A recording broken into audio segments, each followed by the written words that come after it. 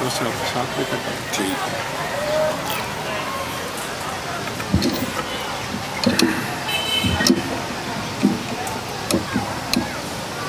نحمده ونصلي على رسوله الكريم اما بعد اعوذ بالله من الشيطان الرجيم افحسبتم انما خلقناكم عبثا وانكم الينا لا ترجعون. معزز سامعین گرامی قدر، آج اس مختصر سی نشست میں ہم نے صرف 2-3 باتیں سمجھ کے جانا ہے. اللہ رب العزت کا کلام، اللہ رب العزت سے سچی بات، اللہ رب العزت سے پکی بات کسی کی ہو نہیں سکتی.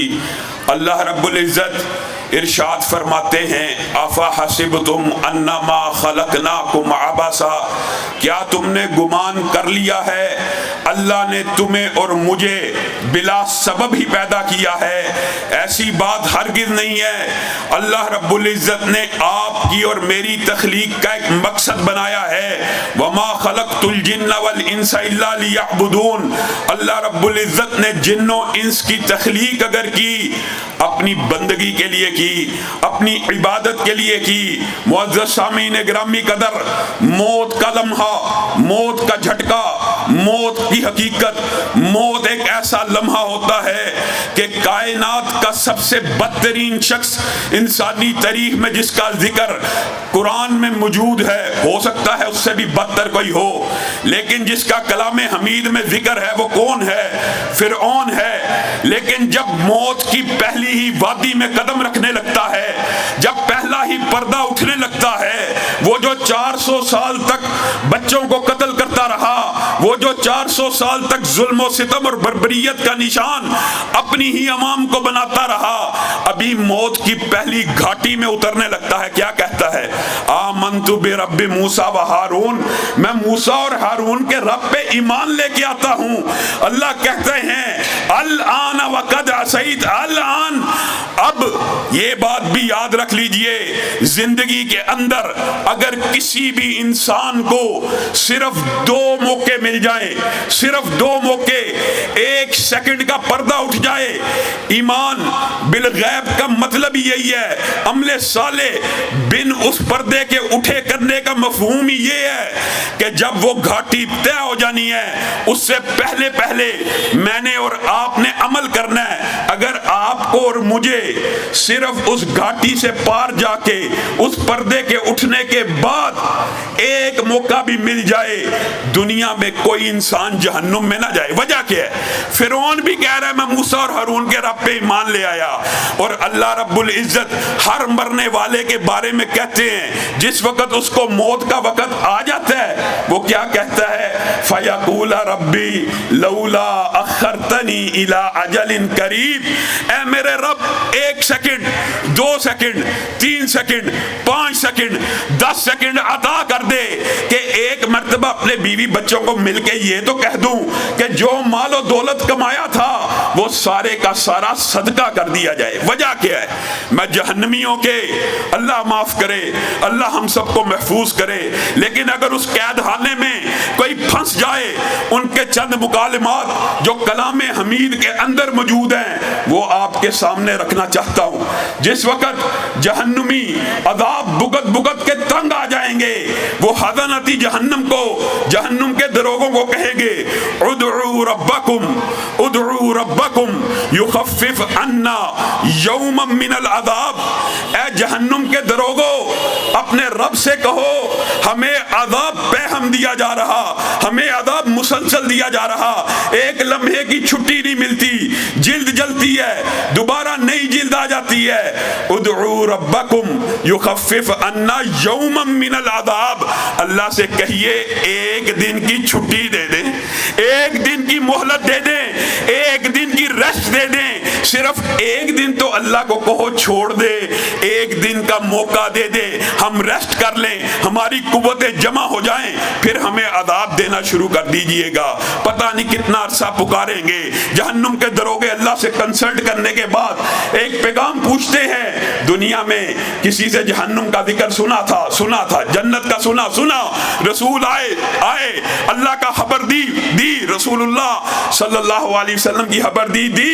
فدعوا فدعو وما دعاء الکافرین الا فی ضلال. آج پکارو، آج چیخو، آج رو، آج تمہاری پکار سننے والا کوئی نہیں. یہ پہلا لمحہ ہے. دوسرا مکالمہ، جہنم کے دروگوں سے تنگ آ جائیں گے. کیا کہیں گے؟ یا مالک، یا مالک لیقضی علینا ربک. یہاں پہ مالک جہنم کا خازن فرشتہ، یہ جہنم کا جو دروگا، یہ جہنم کا جو سردار فرشتہ ہے وہ مراد ہے. یا مالک لیقضی علینا ربک. اے جہنم کے فرشتے، اے دروگے، ہم نے عام فرشتوں کو پکارا، 19 کو پکارا، انہوں نے ہمیں جواب نہیں دیا. اب تجھ سے التجا کرتے ہیں، یا مالک لیقضی علینا ربک. اپنے رب کو کہہ دے کہ ایک دن کی چھٹی نہیں ملتی تو موت ہی دے دے، موت ہی دے دے. یا مالک لیقضی علینا ربک. اب موت دے دے. موت کو مجسم مینڈے کی شکل میں سامنے لایا جائے گا، اس کی گردن پہ چھری چلا دی جائے گی. مالک جواب دے گا، انکم ماکثون. میں نے اپنے رب سے پوچھ لیا ہے، رب نے اعلان کر دیا ہے، تم ہمیشہ ہمیشہ کے لیے زندہ رہنے والے. تنگ آ جائیں گے، تھک جائیں گے، کہیں گے دروگے کو پکارا، حضنتی جہنم کو پکارا. اب ایسا کرتے ہیں، رب ہی سے مانگ لیتے ہیں، رب ہی سے پوچھ لیتے ہیں، رب ہی کو پکارتے ہیں. ربنا اخرجنا منہا فإن عدنا فإنا ظالمون. ربنا، اللہ کو کہیں گے، ربنا اخرجنا منہا فإن عدنا فإنا ظالمون. میرے بھائیو، یہ وہ مکالمہ ہے جس کے اوپر آج میں نے اور آپ نے غور کرنا ہے. اس مکالمے کے اندر جہنمی کیا کہہ رہے ہیں؟ ربنا اخرجنا منہا فإن عدنا فإنا ظالمون. اللہ، تو نے 60 برس کی عمر دی. تقاضا لمبا چوڑا نہیں تھا، تقاضا ایک دن کے اندر صرف 1.5 گھنٹے کی عبادت. باجماعت مسلمان چاہے 24 گھنٹے کے اندر، 1.5 گھنٹے کے اندر 5 نمازیں باجماعت ادا کر سکتا ہے. عبادت 1.5 گھنٹے کی، لکھی 24 گھنٹے کی جاتی ہے. اللہ کو کیا کہیں گے؟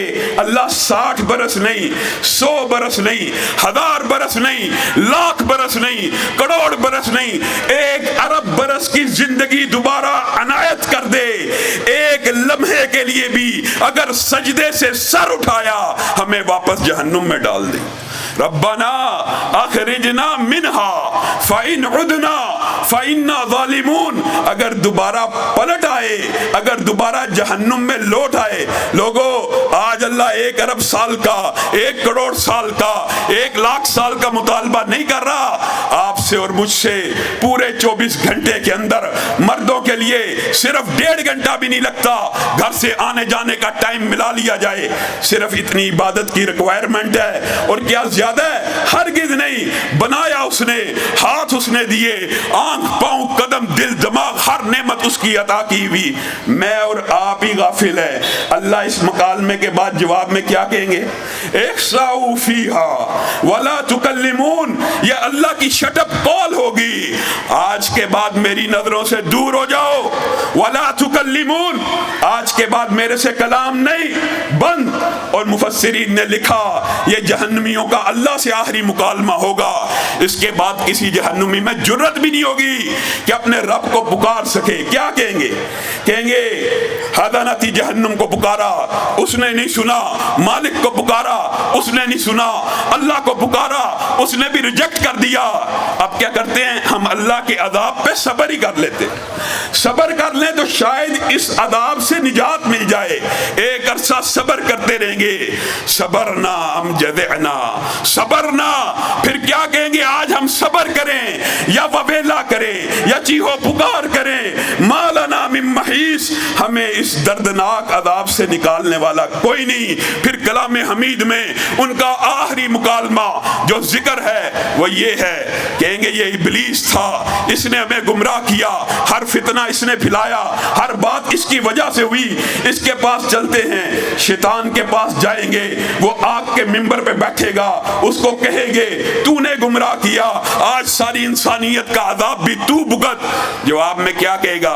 فلا تلومونی. قرآن پاک میں اللہ نے مکالمہ لکھا، فلا تلومونی ولوموا انفسکم.